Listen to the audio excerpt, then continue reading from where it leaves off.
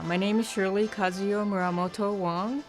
I play and teach the Japanese instrument called the koto. The koto is a very large instrument. It's 6.5 feet long, has 13 strings. It's the national instrument of Japan.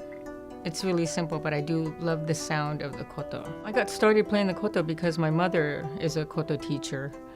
She would just play it, and she would put the koto on a coffee table. I was about 3 or 4 years old at the time, and I would just try to get in her way. You know, hearing her play the koto, I think I just wanted to be a part of that. I don't know what I'd do without koto music in my life. I asked my mom where she learned how to play the koto, and she'd say, "Oh, I learned in camp." And I said, "Wow, what a progressive summer camp you went to be teaching a Japanese instrument like this." And so I really didn't hear what that camp was until I was in high school.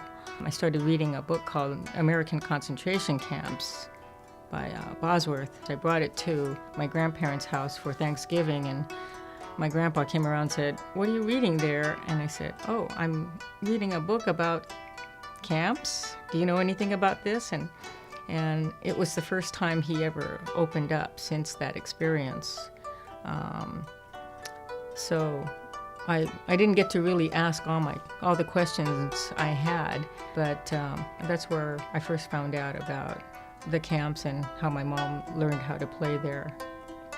Well, of course, all the documentaries that come out about the camps show different aspects about them, but this one's really different because we are covering the cultural aspect of the camps, not really so much the political part of it. When these people were put into these camps, everything was taken away from them, their homes, their livelihoods, everything that they worked for.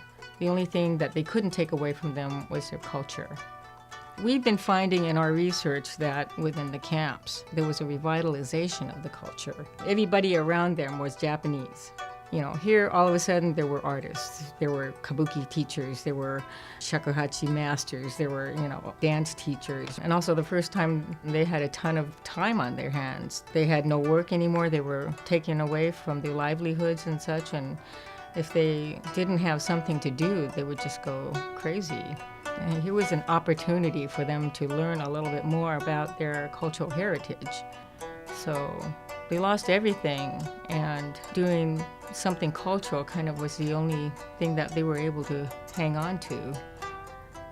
But we all come from different countries, and what makes it un-American to pursue your cultural arts? Why should that be considered political? I grew up through the 60s and the 70s, and I was kind of looking for something really maybe more political about this story. And I feel like after talking to all these people that it wasn't a political thing for them. It was mostly about surviving emotionally that they did these arts. It really wasn't a political statement. We were fortunate to be awarded a Japanese-American Confinement Sites Grant from the National Park Service. For the last 2 years, we've gone to about 4 of the camps and collected over 24 interviews of former artists from the camps. We're in the process of completing editing on the film, and so our goal is to raise $60,000 to finish the editing for copyright costs and a website to preserve the interviews. We appreciate your time and consideration. Thank you.